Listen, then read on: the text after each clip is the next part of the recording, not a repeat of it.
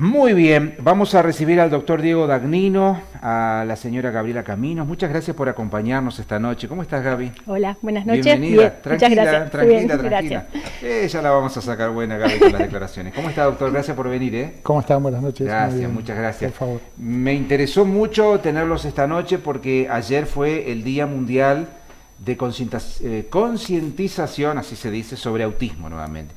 Y venimos acostumbrados a una serie de actividades que se desarrollaron en años anteriores, por eso yo no quise dejar pasar esta fecha, me parece muy importante, ¿no? Y tener además la palabra en primera persona, una persona de nuestra ciudad, para que nos cuente su testimonio, su experiencia de vida, Gaby, por eso te agradecemos mucho la visita. No, gracias a ustedes por el espacio. Y bueno, justamente lo que estabas comentando de que ayer se conmemoró el Día Mundial de Concientización sobre el Autismo, que el fundamental objetivo que se tiene a nivel mundial, una cosa que quería aclarar, bueno, si bien fue ayer, el 2 de abril, Sí. Es todo el mes del autismo, por eso hay otras actividades que se van a implementar durante Sí. el mes. Te decía que el objetivo del día puntualmente es concientizar, dar a conocer cuáles son las señales de detección temprana, justamente para un tratamiento y para un abordaje integral acorde a cada persona, porque no hay dos chicos con autismo idénticos. Bien. Todos necesitan un enfoque, disciplinas o terapias más o menos intensivas de acuerdo a sus necesidades. Y algo, Doc, que nos tiene que quedar bien claro es que el autismo no es una enfermedad. Totalmente, exacto. Como vos decís, Claudio, el autismo es una condición que va a acompañar a la persona durante toda su vida. No es algo que vamos a curar, pero sí que con las terapias, como decía Gaby, intensivas y apuntando, digamos, específicamente al desafío que sufra cada persona, vamos a poder lograr y digamos, explotar al máximo su potencial. Y sos pediatra, y esto es muy importante que los vecinos lo tengan en cuenta, ¿a qué edad se puede detectar? ¿Y cuáles son los síntomas? ¿Cuáles son las señales? Bueno, la condición del espectro autista o el trastorno del espectro autista, como su nombre lo indica, es un espectro, es una dispersión enorme, pero lo que tienen en común es que tienen una seria dificultad en la comunicación y en la interacción social. Esto se acompaña de intereses muy restringidos y estrictos y además de movimientos o situaciones motoras repetitivas. La verdad es que se puede sospechar desde precozmente, o sea, antes del año los bebés que no miran, que no se ríen con los papás, que no estiran los brazos cuando le van a hacer upa, los bebés que tal vez no se enganchan en jugar los juegos simples de tapar la cara y acá está, que no participan en la alegría, los bebés llegando al año se alegran o se entristecen cuando uno, respondiendo un poco a las caras de uno, son signos importantes. Nosotros hablamos a veces que los bebés desconocen, los bebés después de los 6, 8 o 10 meses, la famosa angustia del octavo mes, que o se sorprenden o se angustian y lloran frente a extraños. A veces los bebés que son indiferentes a esta situación también es un signo para tener en cuenta. Nada de esto es patognomónico, es un término raro que nosotros decimos, esto es específico, vos tenés esta lesión y tenés esta enfermedad. Las manchas de Koplik para el sarampión. Claro. Entonces le encontrás un brote, manchas de Koplik en la mucosa yugal y entonces decís, bueno, este paciente tiene sarampión, porque ningún otro exantema tiene esas lesiones. Bueno, para esto no existe eso, es un conjunto. De hecho, en realidad el consenso de la Argentina, publicado por el Estado hace 3 años o 4 años, que tuvo el consenso de neurólogos de los hospitales pediátricos, de las organizaciones que trabajan con personas con el espectro autista, dice que más allá que el diagnóstico es clínico y que la sospecha la tiene el pediatra, lo más precoz posible, el diagnóstico en realidad tiene que ser hecho idealmente por un conjunto interdisciplinario, como mínimo 2 profesionales que por lo menos uno sea experto en neurodesarrollo infantil. Condición que a veces es difícil de cumplir, porque encontrar ese tipo de profesionales a veces en Buenos Aires es relativamente fácil, en el interior a veces se nos complica. Pero bueno, gracias a Dios, como hablábamos con Gaby más temprano fuera de cámara, cada vez es más fácil y cada vez se habla más y cada vez la problemática de las personas con trastorno del espectro autista está más sobre la mesa. Exactamente, estamos más atentos. ¿Cómo fue tu historia, Gaby? ¿Cómo lo descubriste? Bueno, puntualmente, nosotros como familia, al año y medio aproximadamente, nos empezó a hacer ruido. Yo creo que todos los papás nos damos cuenta cuando algo no está bien y nos quedó la duda porque él no estaba diciendo palabras. Entonces no recordábamos con la experiencia del hermano anterior, pues ya tenían 4 años de diferencia. Entonces, hicimos la consulta de control y se lo planteé puntualmente a Diego, que es su pediatra, y lo dejamos un tiempito y vamos a ir insistiendo con otras conductas, para ver si podíamos con onomatopeya, con ruiditos de animales, a ver si podíamos estimular eso, cosa que no logramos. Y también esa segunda consulta, cuando dijimos, hemos probado, pero estamos igual, Diego nos marcó otras cuestiones que no habíamos detectado nosotros por ignorancia, como por ejemplo de que no hacía contacto visual, no respondía al nombre, ya casi a los 2 años.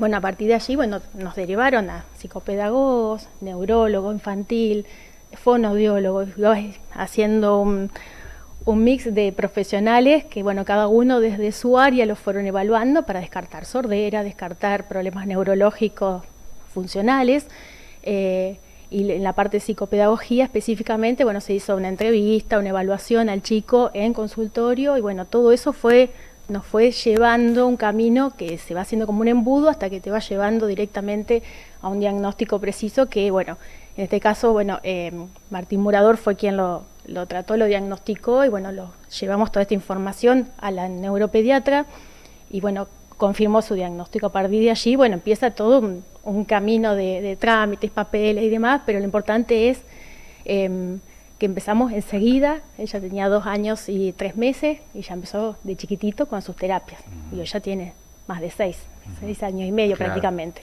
El diagnóstico precoz, como en todo, siempre es muy importante, ¿no? Cuanto antes se arranque con un tratamiento, no sé si se le llama tratamiento en este caso. Sí.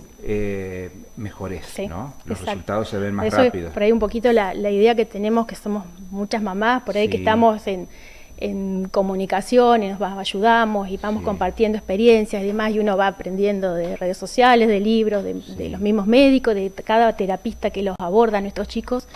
Queremos transmitir eso, además de los síntomas o las señales de alerta que las explicó perfectamente Diego, la importancia de la detección temprana, porque el ganar tiempo es fundamental. Nosotros como experiencia propia hacemos bandera de eso justamente y queremos, en esa charla que se hizo el año pasado, que hoy estuvimos comentando, en un momento también yo lo comenté y lo que decíamos y queríamos transmitir es de que si uno tiene una sospecha de que alguna de esas condiciones las notamos en nuestro hijo, consultemos con los profesionales.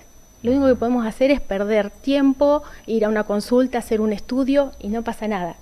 Y si fuera así, si es como en el caso nuestro que fue positivo, que fue acertado, fue tiempo ganado. Claro. Y hoy lo agradecemos porque Ramiro ha avanzado muchísimo, miramos siempre el camino recorrido hacia atrás y si bien hay veces mucho trabajo para cada avance a sus tiempos, pero vale la pena y eso es lo que queremos remarcar más que nada. Padres atentos, qué importante esto también. Es difícil a lo mejor con el primer hijo, porque uno no sabe, no tiene experiencia, ¿no? A lo mejor uno cree que todo es normal cuando en realidad aparece alguna dificultad de ese tipo.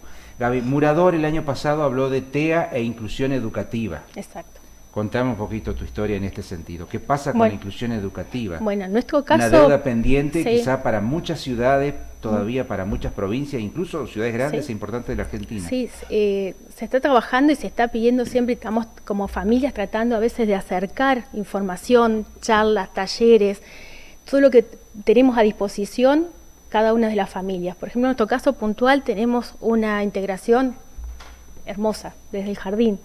Siempre fuimos bien recibidos, la comunidad educativa desde el jardín, y ahora ya él está en primer grado este año, son muy abiertos y siempre hay una comunicación permanente con el equipo interdisciplinario que lo está abordando.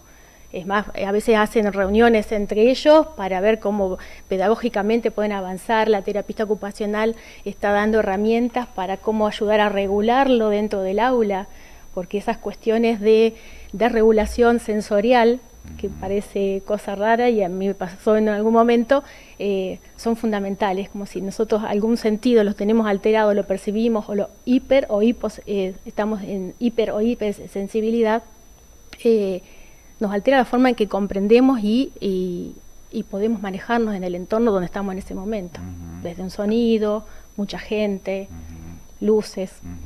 Hay muchos factores. Días atrás, digo, hablamos del síndrome de Down y hablamos de la alteración de un cromosoma, es lo que genera el síndrome de Down. Y en este caso, ¿se saben las causas? No. Todavía no se conoce acabadamente qué provoca el espectro. Porque en realidad es un espectro y en realidad hay personas que tienen muy pocas manifestaciones y personas gravemente afectadas. Además es muy común que haya coexistencia con otras condiciones neurológicas o incluso físicas. Hoy lo que más se acepta es que hay alguna base genética, pero no de un cromosoma como la otra vez, ni siquiera de un gen que se haya podido identificar. Sí se habla de pequeñas fracciones de diferentes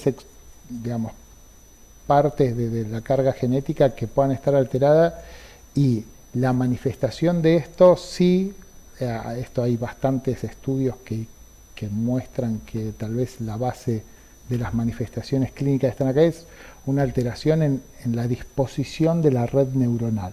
O sea, nuestras neuronas están todas interconectadas con un patrón que está preestablecido, y que como la distribución del cableado es distinta. Y entonces esto genera este tipo de alteraciones en la decodificación de las cuestiones sociales, de saber ver que si tu cara me mira así es con atención y no con enojo. Para las personas con el espectro autista, para personas con trastorno del espectro autista, puede ser un desafío enorme. Y eso les genera bastante ansiedad, estar pensando si vos me mirás así serio es porque me estás mirando con atención o porque estás enojado conmigo porque estoy diciendo algo mal. Y eso me pone nervioso porque no sé qué va a venir de eso, porque me cuesta mucho anticiparlo. Esa es una de las cosas que condiciona mucho la interacción social, que es una de las alteraciones más fuertes, ¿no?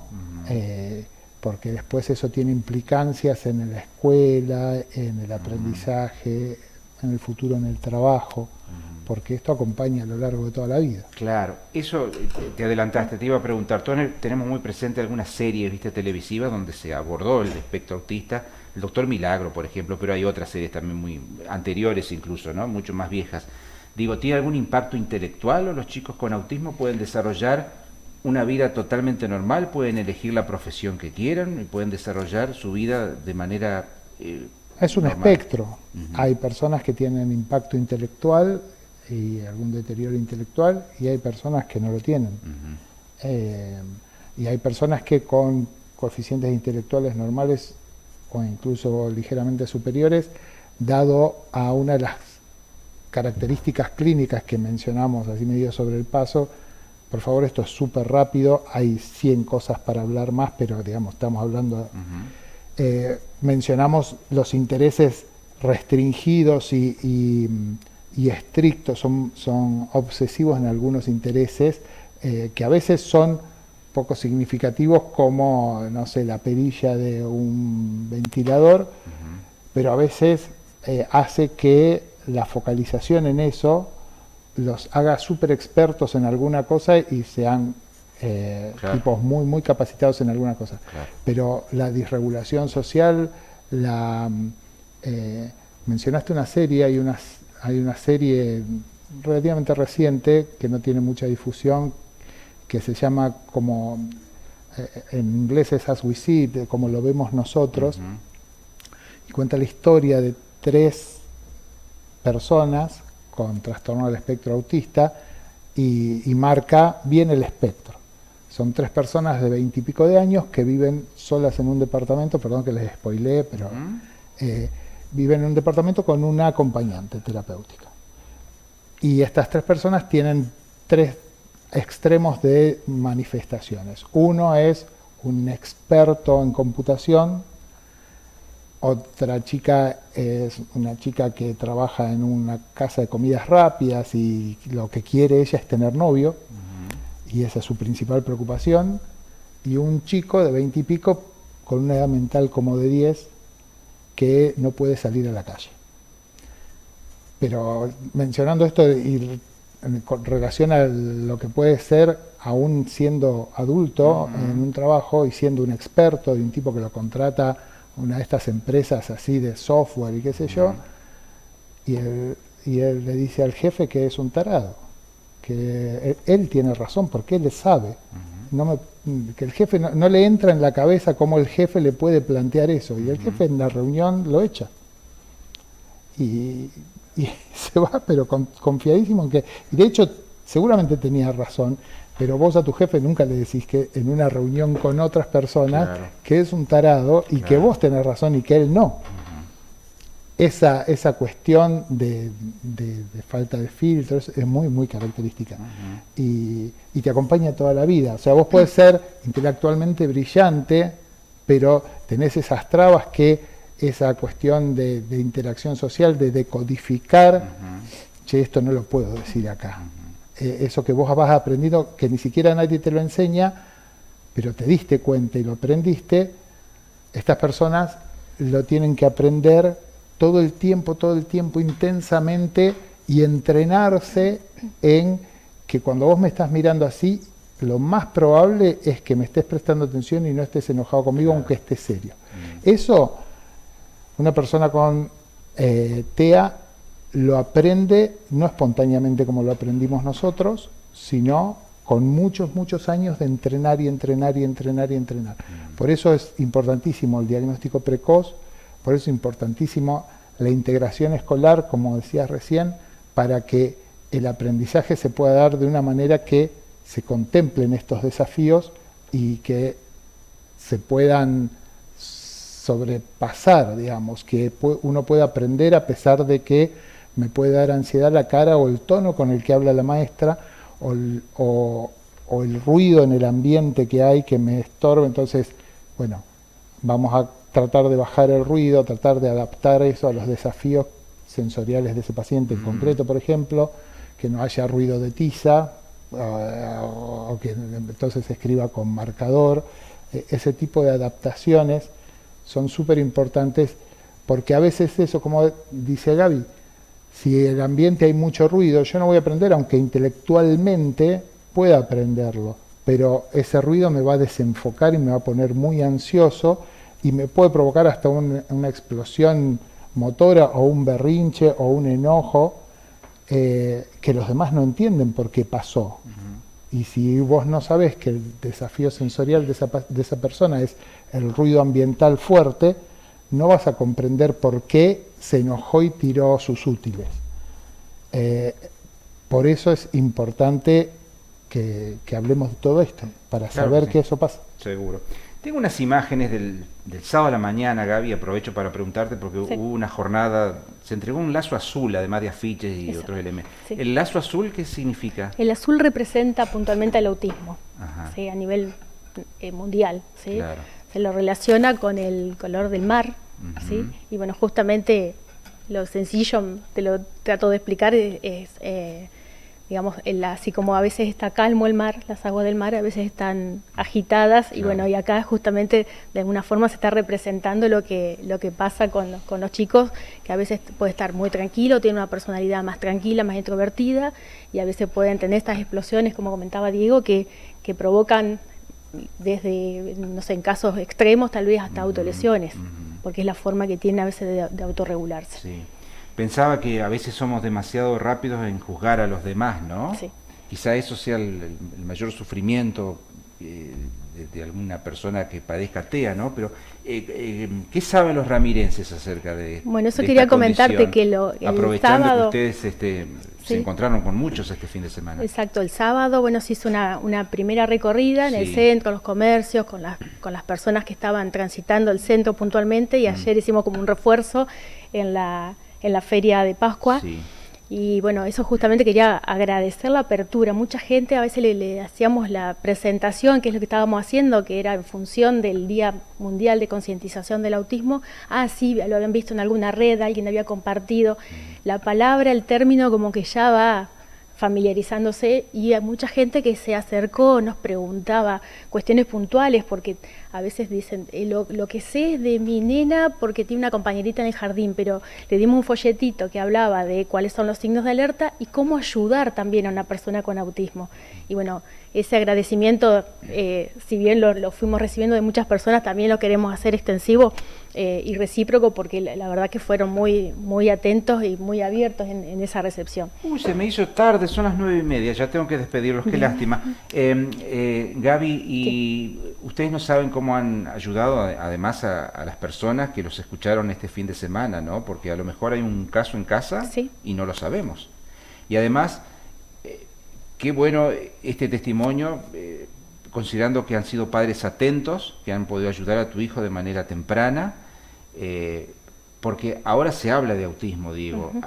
Yo digo, 20 años atrás quizá era mucho más difícil diagnosticar, se diagnosticaba tarde y los resultados no eran buenos. Sí, no solo el diagnóstico, que a veces se podía, hablábamos con Gaby recién, el desafío en aquella época era, hoy la integración es más fluida. Es natural, las escuelas están acostumbradas, en todas las escuelas hay 2 o 3 o 4 grados que tienen maestra acompañante, maestra integradora. Hace 20 años eso no existía. No. Había en algunos hasta como por desconocimiento, como rechazo, como ¿qué va a pasar acá? ¿Por qué otra maestra, 2 maestras en un aula? ¿Cómo es esto? Y realmente luchar contra eso fue un desafío enorme. Hoy en día, gracias a Dios, la lucha pasa por otro lado, pasa por lo que decíamos recién, por adaptar las condiciones. Ya estamos integrados, bueno, ahora que las condiciones sean las mejores para que el potencial de estas personas explote al máximo. Muy bien, y la aparición de una figura en la escuela que es la MOI, ¿no? La maestra orientadora e integradora. Qué importante, Gaby, ¿no? Vos lo sabrás. Exacto, seguramente. Sí, tal cual. Gracias por venir. Gracias a ustedes por el espacio. Antes de irnos, quería contar que el lunes que viene, bien tempranito a las 7, vamos a explicarle, vamos a tener una charla con maestras de preescolar y nivel inicial para justamente adaptar las aulas a estos desafíos sensoriales que pueden tener y darles estrategias para ayudar que los chicos, cuando empiecen a mostrar signos de que están ansiosos o sobrecargados, cómo ayudarlos a bajar y poder permanecer más tiempo en el aula. Y también una charla que nos piden mucho, que la estamos organizando con psicopedagogos, psicólogos, para los cursos, los grados que tienen integrados un chico con trastorno del espectro autista, para los compañeritos y para los docentes, para explicar qué pueden esperar, cuáles son estas actitudes que a veces disruptivas pueden aparecer en el aula, que si bien, como dice Gaby, cada paciente, cada persona es única y tiene sus propias características individuales, hay como unas reglas generales que se pueden seguir como para hacer más fácil el camino, y también, como decían recién, el comprender que que podemos ayudarlos a estas personas sabiendo qué esperar de ellos. Decí lo que pusiste en Facebook hoy. Que había una persona... Sí, no recuerdo textual, lo tomé de una página también de padres, pero decía, hablábamos en esas posts, las actividades que se habían realizado en cada una de las ciudades, más, menos, con más, menos gente. Y bueno, lo voy a compartir, me agarraste la idea. Dice que la estadística es más o menos que hay una persona cada 100 con diagnóstico de trastorno del espectro autista, y eso lo que significa, entre otras cosas, es la oportunidad para 99 de tener empatía, de comprender y de poder ayudar a esta persona, sabiendo qué esperar y sabiendo cómo acercarse. Porque aprendiendo esas estrategias, la interacción va a ser más fácil. Totalmente. Y vamos a poder vivir todos juntos. Y tanto hablamos de inclusión en este siglo XXI, que es una excelente manera de ponerlo en práctica, ¿no? Realmente. Gracias por la visita. Por favor, gracias a ustedes. ¿A qué hora es el lunes? 7 de la mañana en la Casa de la Cultura. Ah, en la Casa de la Cultura. Lunes 7 de la mañana. Para público en general también. Es para docentes. Para docentes únicamente. Gracias, gracias por venir.